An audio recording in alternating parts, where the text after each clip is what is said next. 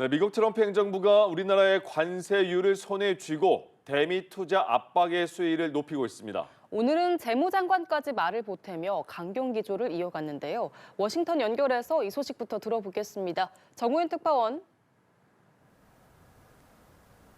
네, 워싱턴입니다. 트럼프 대통령이 우리에 대한 관세율을 25%로 높이겠다고 공언한 게 이틀 전이었죠.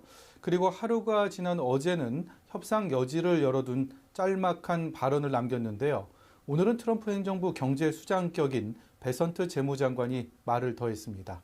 한국 국회가 승인하기 전까지 무역 합의는 없는 것이라며 서둘러 무역 합의에 서명하라는 압박을 가한 겁니다. 그러면서 트럼프 대통령의 25% 관세 인상 방침이 상황 진전에 도움이 될 거라는 취지의 발언을 했는데요. 트럼프의 방침이 우리 국회에 정체된 상황을 진전시키는 마중물이 될 거라는 기대감을 우회적으로 내비친 셈입니다. 트럼프 대통령의 관세 인상 선언이 궁극적으로 한국에서의 대미 투자 특별법 처리를 촉진할 거라는 기대감을 나타낸 것으로 해석될 수 있는 부분입니다. 김정관 산업통상자원부 장관은 우리 시간으로 오늘 오전 미국에 도착할 예정인데 이르면 내일쯤 러트닉 미 상무장관과 만날 가능성이 있습니다. 미국 측 진위를 파악하고 우리 입장을 설명할 것으로 보입니다. 네, 미국 중앙은행 연방준비제도가 기준금리를 동결했다고요? 네, 그렇습니다. 올해 첫 기준금리 발표였는데요. 지난해 9월과 10월, 12월까지 세 차례 연속 기준금리를 인하했던 연준은 이번엔 시장 예상대로 금리를 동결하며 속도 조절에 나섰습니다. 제롬 파월 연방준비제도 의장의 말 들어보시겠습니다. We see the current stance of monetary policy as appropriate to promote progress toward both our maximum employment and 2% inflation goals. 기준금리는 연 3.5에서 3.75% 수준으로 우리와의 금리차도 상단 기준 1.25%포인트로 유지했습니다. 연준은 금리 동결의 배경으로 다소 높은 수준의 물가와 여전히 낮은 고용 증가, 또 안정화 조짐을 보이는 실업률을 들었는데요. 파월 의장의 발언입니다. While job gains have remained low, the unemployment rate has shown some signs of stabilization, and inflation remains somewhat elevated. 연준은 금리 동결을 결정하면서도 미국 경제 상황에 대해선 전보다 낙관적인 시각을 드러냈는데요. 이번 동결 결정은 향후 경제 상황의 추이를 지켜볼 필요가 있다는 연준 주요 인사들의 기존 입장을 재확인한 것으로 풀이됩니다. 한편 12명의 위원 중 파월 의장을 포함해 10명은 금리 동결을, 트럼프 대통령 측으로 분류되는 2명은 인하의 표를 던져 이번에도 만장일치를 이루지 못했습니다.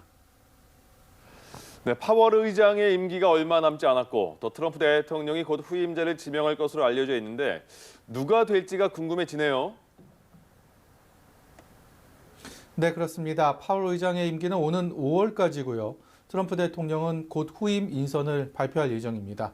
트럼프 대통령은 취임 이후 줄곧 통화 정책을 두고 파월 의장과 충돌하며 불편한 관계를 이어왔는데요.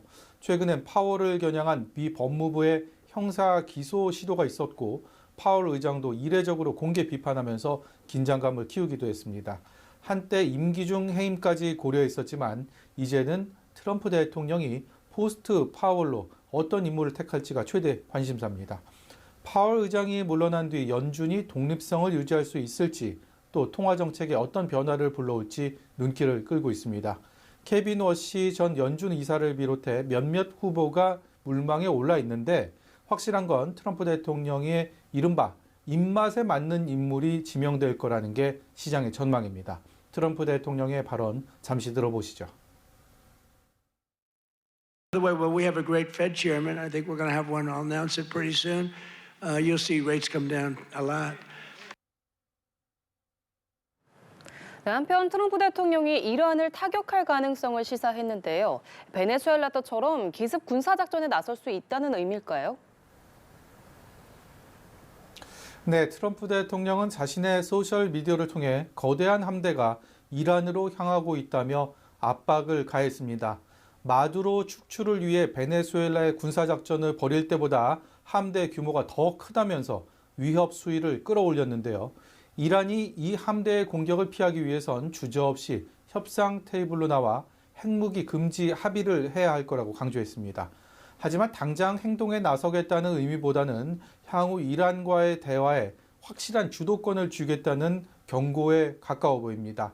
상원 청문회에 출석한 루비오 국무장관도 이란 정권이 약해졌고 경제도 붕괴됐지만 이란에 대한 군사 개입은 베네수엘라보다 복잡하기 때문에 조금 더 많은 고민이 필요하다고 신중론을 폈는데요. 유엔의 이란 대표부는 이에 대해 미국과 대화할 준비는 됐다면서도 미국이 계속 압박을 가해오면 전례 없는 대응으로 맞설 것이라고 밝혔습니다. 지금까지 워싱턴에서 연합뉴스TV 정호윤입니다.